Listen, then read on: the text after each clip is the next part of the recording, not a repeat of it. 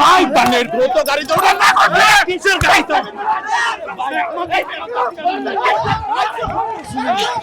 এই চলে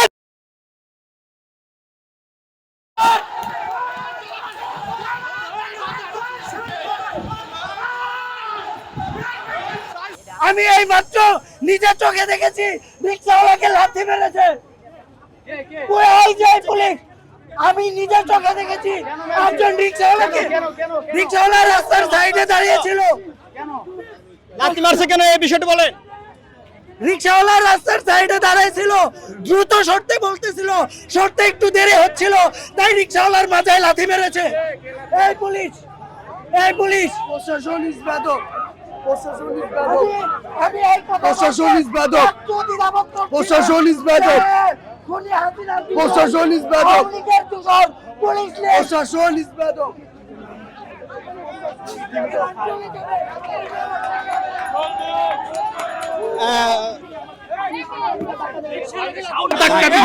এইখানে আমার জুনিয়ররা কি রাখবে, আমার মান সম্মান আছে। এই রাখেন, আসেন। এই আপনি বলেন, আপনি কেন আমাকে ধাক্কা দিলেন এখানে? ভাই না ভাই বলবেন আপনি আমাকে এখানে ধাক্কা দিচ্ছেন কেন? আমি আপনি একজন রিক্সা চালকের গায়ে হাত দিচ্ছেন, এরপরে সাংবাদিকের গায়ে হাত দিচ্ছেন। আপনাকে অধিকার দিচ্ছে কে?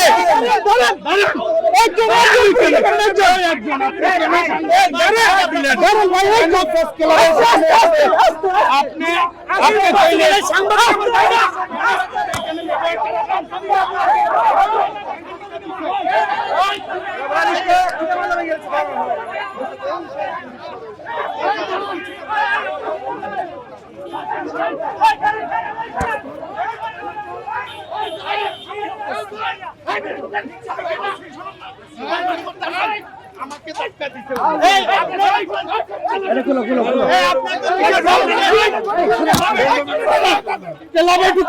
ভাই বানের দ্রুত গাড়ি দৌড়ান না কিসের গাড়ি তো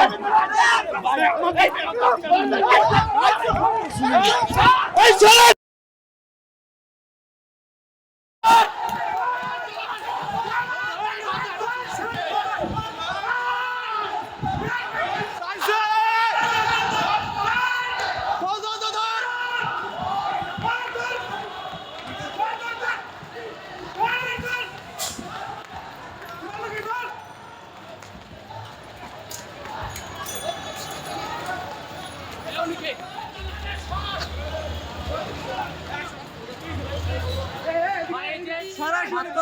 উনি তো আপনাদের কোন করতে আছে ভিডিও করেন।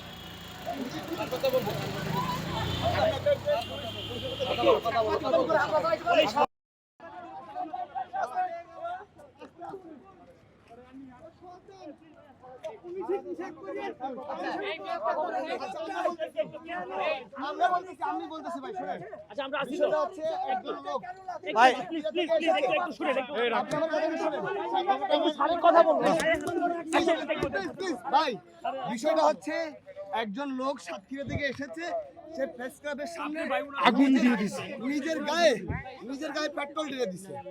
এর আগে কওমি মাদ্রাসার দুই গ্রুপ আমরা ধরে নিচ্ছি, একটা পক্ষ আরেকটা পক্ষকে বিভিন্ন উল্টাপাল্টা ক্যাপশন দিয়ে ফেসবুকে লাইভ করতেছে। এদিকে কওমি শিক্ষার্থীরা ওই ছেলেকে ধরছে, ওইদিকে চলতেছে টানা হেঁচড়া। আরেকদিকে হঠাৎ যখন এই লোকটা সাতক্ষীরা থেকে এসে গায়ে পেট্রোল ঢেলে দিলে, তাকে জিজ্ঞেস করা হলো যে কি কারণে আপনি গায়ে আগুন দিলেন, তখন তিনি বললেন যে আমার অনেক দেনা হয়ে গেছি, আমি এই দেনা থেকে বাঁচতে আমি গায়ে আগুন লাগাই দিয়েছি।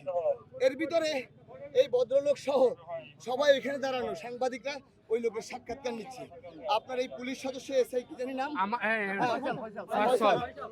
ফয়সাল, এসআই ফয়সাল, তিনি এমন আমাদের সিনিয়র হ্যাঁ ওই যার সবার মোবাইলে যার যার ক্যামেরা আছে, হ্যাঁ, আমাকেও সহ ধাক্কা দিয়েছে। আপনি একজন ঊর্ধ্বতন কর্মকর্তা হিসেবে আপনি দেখবেন যে তার এই আচরণটা কতটুকু যুক্তিসঙ্গত এবং একজন সাংবাদিককে সে ধাক্কা পর্যন্ত মেরেছে। আমার কথা হচ্ছে এর আগে এই যে এই লোকের সামনে রিকশাওয়ালাকে সে একটা লাথি মেরেছে। এখন এবং আমার আমাকে কথা যে হচ্ছে, ধাক্কা দিছে পুলিশ বাহিনীর গঠনের পর থেকে যে সাকাওয়াত ভাই কেউ মারছে, সেটি 2024 আমাদের সিনিয়র সালে- সদস্য প্রেস ক্লাবের। 2024 সালে সেটি ধ্বংস করে দিয়েছে এই অর্জনটা। আপনারা না, আপনাদের কিছু কিছু পুলিশ সদস্য, সবার কথা বলবো না। তাহলে আজকে 24 পরবর্তী সময়ে পুলিশের আচরণ, পুলিশের সংস্কার সবকিছু নিয়ে আমরা খুব গর্ববোধ করব।